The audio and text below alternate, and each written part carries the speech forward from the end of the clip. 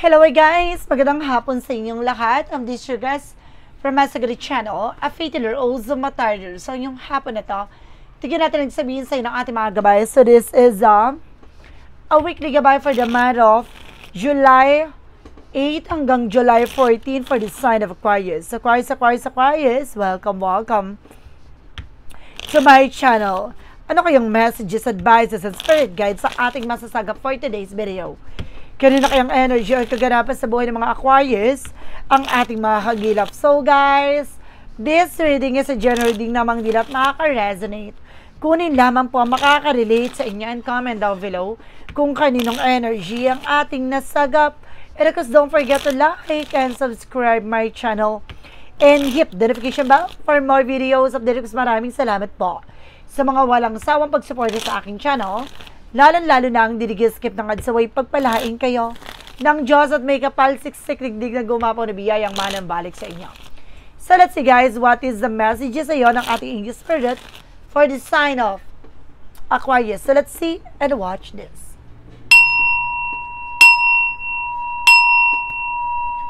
Angel Spirit, God please give me information paano kayo sabihin sa inyo ng ating mga baraha. For the sign of Aquarius, okay, there's a Page of Cups. Listen to your intuition. Listen to your gut feeling, no? Mataas ang vibrations mo dito, guys, no? Mukhang habang tumatagal, tumatalas, no? Ang iyong pakiramdam at ang iyong vibration, intuition, prediction. And this is something the Emperor, maging mature ka at maging grounded ka sa lahat ng bagay na meron ka. No, huwag ka magpapauto. No, huwag ka magpapabudol. No, dapat alam mo sa sarili mong grounds mo. Huwag ka magpapamanipulate sa iba.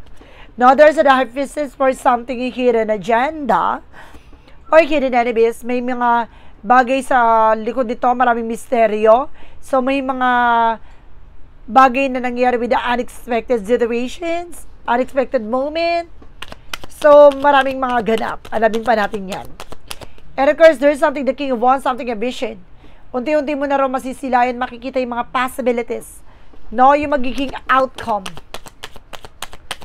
No, and of course, guys, there's something a Knight of Wands. No, there's something a near to success na malapit mo na para mapagtagumpayan mo na ang iyong ninanais. No, binibigyan ka talaga ng intuition dito or maaaring pangitain.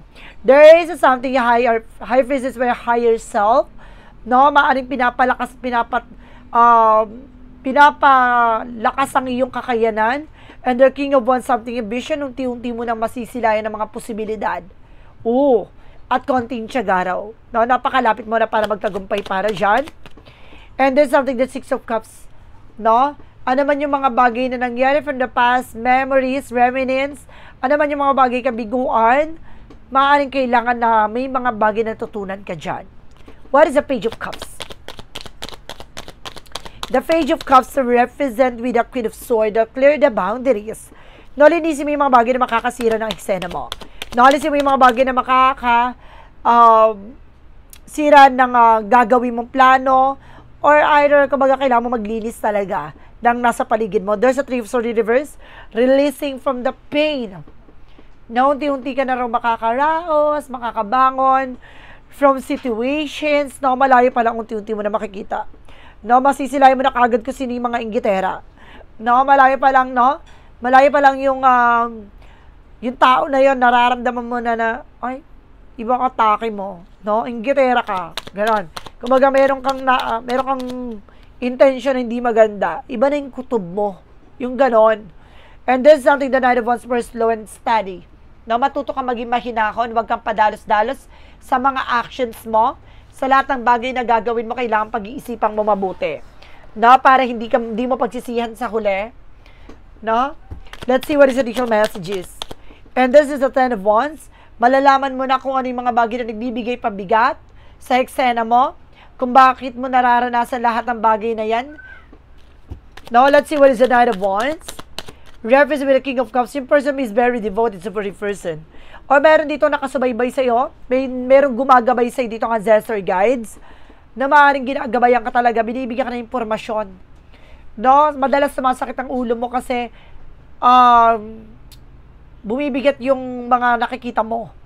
No, nagkakaroon ka ng mga kakaibang mga nararamdaman. No, with the psychic abilities dahil sa kakayanan mo at kaalaman mo, gamitin mo tong bagay na to para magamit mo sa makakabuluhan, no? Parang magamit mo sa tama, no? Magamit mo sa pangangailangan mo, no? Para malaman mo kung sino yung mga taong mayroong adya na masama sa'yo, ganon. Kumbaga, ngayon pa lang, pag-aralan mo, no? What is the Six of Cups? Represent with the Ten of Cups. With the happiness, no? Magiging masaya ka dito, para nakikita ka dito na malayong-malayo ka na sa dating ikaw. No, malayong-malayo na yung mga mararanasan mo sa mga pagdadaanan mo ngayon. What is the Page of Cups? Because the Queen of Swords. There's a Four of Pentacles na for saving money. Protectionan mo na at pangalagaan mo na yung grounds mo. Even your territory. Na mas magiging mauta ka na ngayon. What is additional messages? There's a Temperance na matututo ka na maging kalmado ngayon. Hindi ka na agresibo sa mga desisyon, sa mga gagawin mong actions. Additional messages. And there's a Four of Cups, no? Just to reevaluate or analyze. No, ngayon pinag-iisip ang mabuti. No, naman yung mga bagay na dumarating or pinapakita sa'yo. Alam mo guys, nakikita ko may mga instinct ka talaga. No, there's a visions talaga dito. No? Nagkakaroon ka ng mga pangitain. And there's a Two of Wands, no? You have the power to choose. Nasa sa'yo yan kung pipiliin mo or tatanggapin mo yung bagay na to. Kasi marami kang pagdadaanan. Kapag tumanggap ka na isang kakayanan, guys, marami kang mga mararanasan. No? Susubukin ka. Titignan hanggang sa katatagan. No? Sa lahat ng aspeto yan.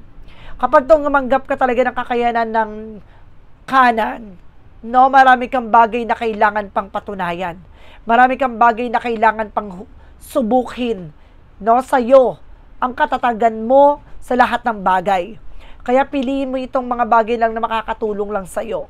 No, because there's a wheel of fortune with a turning back at dito na iikot ang kapalaran na maaaring pumabor na sa sitwasyon mo. No, there's a good luck and there's a destiny is yours. No, and there's a need of wands for fast communication and fast movement. No, magkakaroon ng changes sa development na sa buhay mo. Malayong-malayo na sa mga pagdadaanan mo dito. No, there is something guys for the outcome with the judgment for a wake-up call. Pinapaalalahanan ka na you need to pay attention. Some of you guys may mga red flag dito.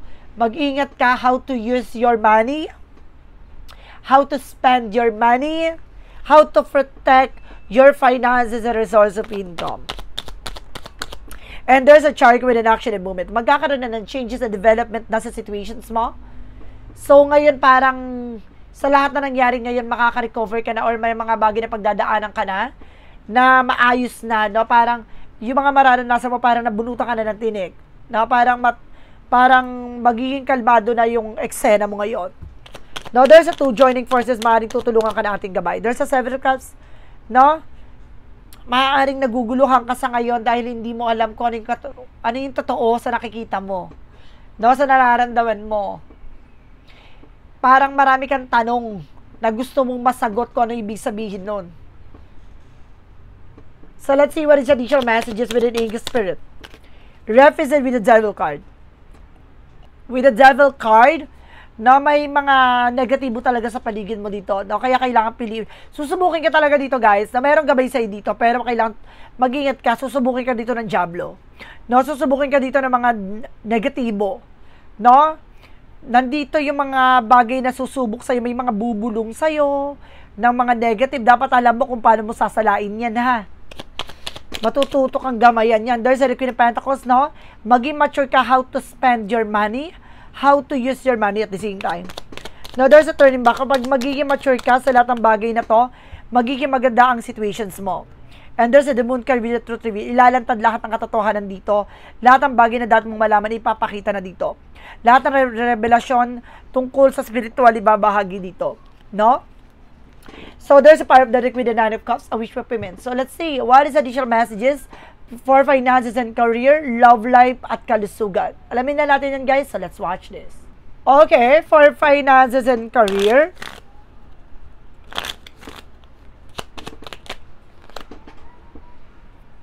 For finances and career, represent, guys, with the Three of Pentacles. For collaborations. Na pagdating sa trabaho, negosyo, hanap buhay mo, na kailangan mo makipag-communicate, teamwork, At of course, sa lahi mo yung mga tao pagkakatiwalaan mo lang, no? There's an 8 of Pentacles, mag-focus ka sa trabaho, negosyo, hanap buhay mo. And of course, there's something that is strength card, with confident, basta lakas ang loob mo, alisin mo yung takot at pangamba. At pag-alilangan mo sa ginagawa mo, kailangan straight to the point yan, yung faith mo na yan. There's a magician. With the power of God, no? Kumbaga may mga bagay talaga na manifest. But there's an infinite dito. There's an 8. Sign for infinite, no? There's an everlasting, guys. O walang hanggan, no? Nakasaganahan. And there's a 9 of Pentacles na magkaroon ka ng security pagdating sa finances mo. No? Maging aware ka dito. There's a karma, with a good karma, no? And there's a King of Pentacles, magkaroon ka ng practical and security. Slow and steady. Sa lahat ng gagawin mo pagdating sa finances, kailangan matuto kang mag-concentrate or matuto kang pangatawan at pangalagaan na naman yung bagay na meron ka, no? Pagdating sa love life, so there's a Queen of Wands, by confident, basta lakas ang loob mo, lakas ang pakiramdam mo. There's a Four of Swords, no? Sinasabi dito, there's an inner voice or instinct, no, napapasok dito.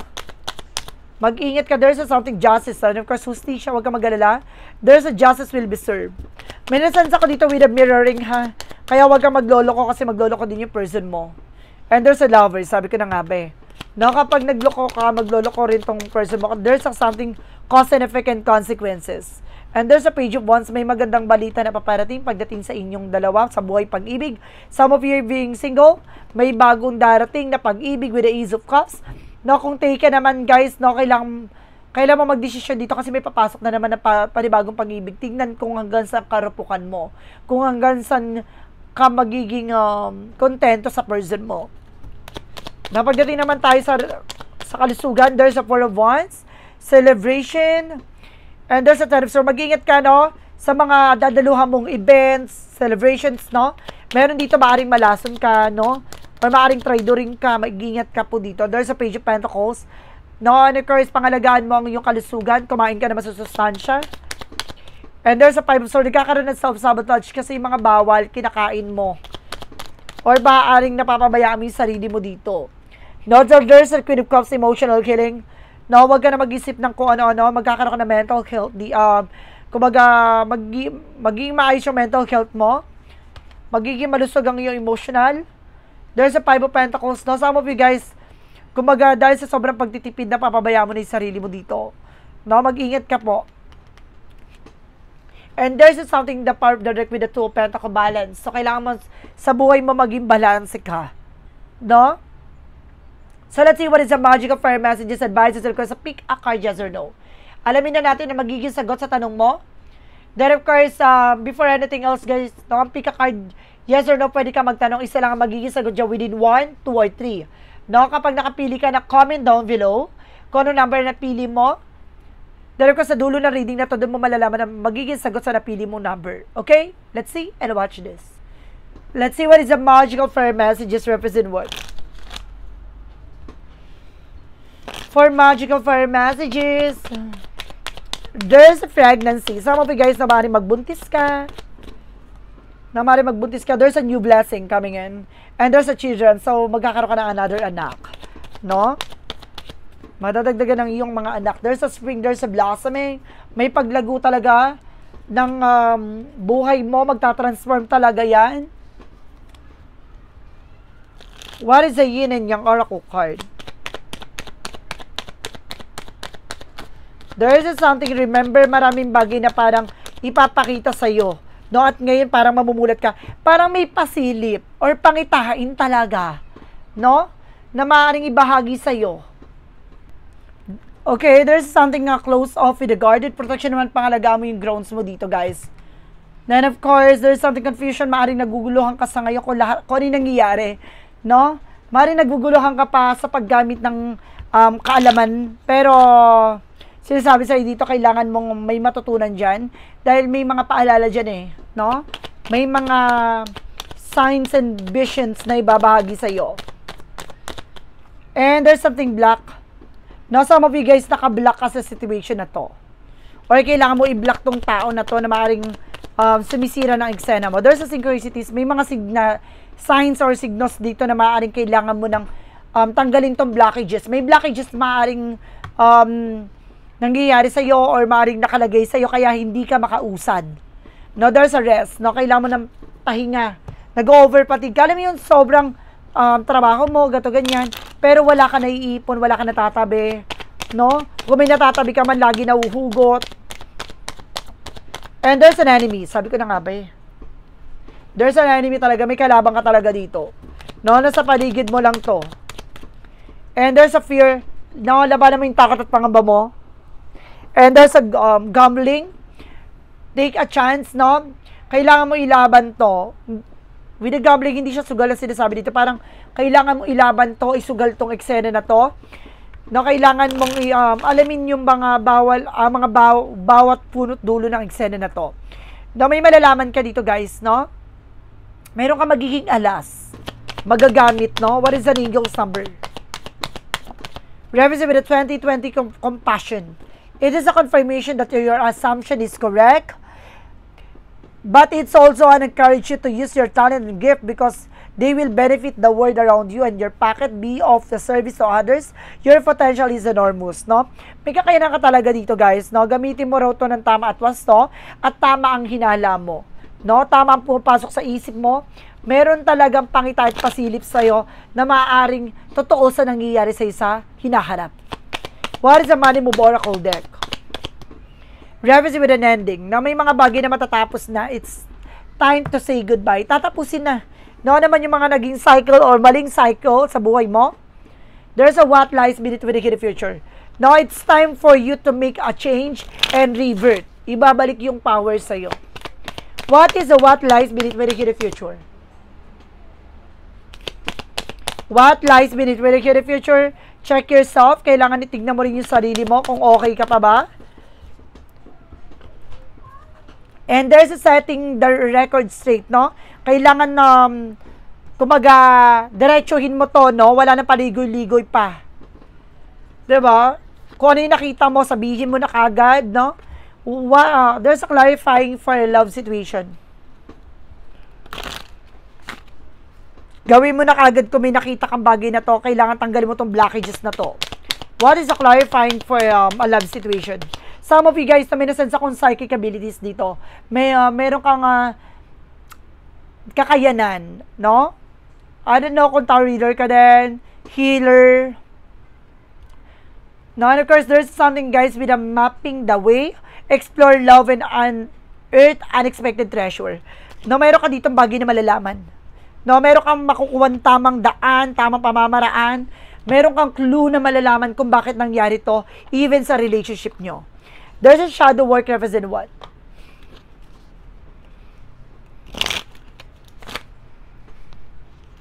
What is a shadow work represent what? There is something a ride the storm. Purge, purify, refine. Let chaos and turbulence cleanse your spirit, no? Yung mga bagay na sisira sa'yo, na inaalis sa'yo, it's a part, no, sa buhay mo, na malalaman mo kung sino talaga yung totoo at hindi totoo dyan. No? The more na may mga bagay na masisira sa'yo, dun uhubugin yung kakayanan mo at kaalaman mo sa lahat ng bagay eh. No? Titestingin ka, susubukin ka, yung katatagan mo, kaalaman mo, kung kakayanin mo ba itong mga pangyayari na to. Diba? Kung susuko ka ba dito. Let's see what is the clarifying for a life situation. Clarifying for a life situation represent with cloud of unknowing. Float on the clouds of unknown. Surrender to the mystery of embrace the sacred within. Diba? Ibig sabihin dito, nakalutang ka sa bagay na hindi mo pa lubos na naunawan. Parang wala kang kamalay-malay sa ganito, ganyan. Parang magulo pa para sa'yo. Na may mga bagay na kailangan mo i-surrender sa mga bagay na hindi mo pa lubos na nauunawaan sa ngayon. Pero kailangan mo tanggapin kung ano yung binigay sa'yo. No, anong kakayanan yung ipinagkaloob sa'yo? Kailangan mo tong aralin. Kailangan mo lumapit sa ating Panginoon para bigyan linaw niya, no, yung bagay na ibinibigay niya sa'yo. No, ibig sabihin, hindi mo pa lubos na naunawaan kung sino yung gabay mo, kung sino yung tumutulong sa'yo. Lumapit ka sa Kanya. Ipapakita niya ang mukha na yan. Let's see what is the part of the light, represent what? Kasi meron ka ng pangitain, pasilip. So it means, dinadaan ka niya sa visions, may prediction ka. What is the path of the light? No, kaya mo makakita ng mga mangyayari, ng hinaharap, ganon. And there's a freedom. Makakalaya ka dito from this situation.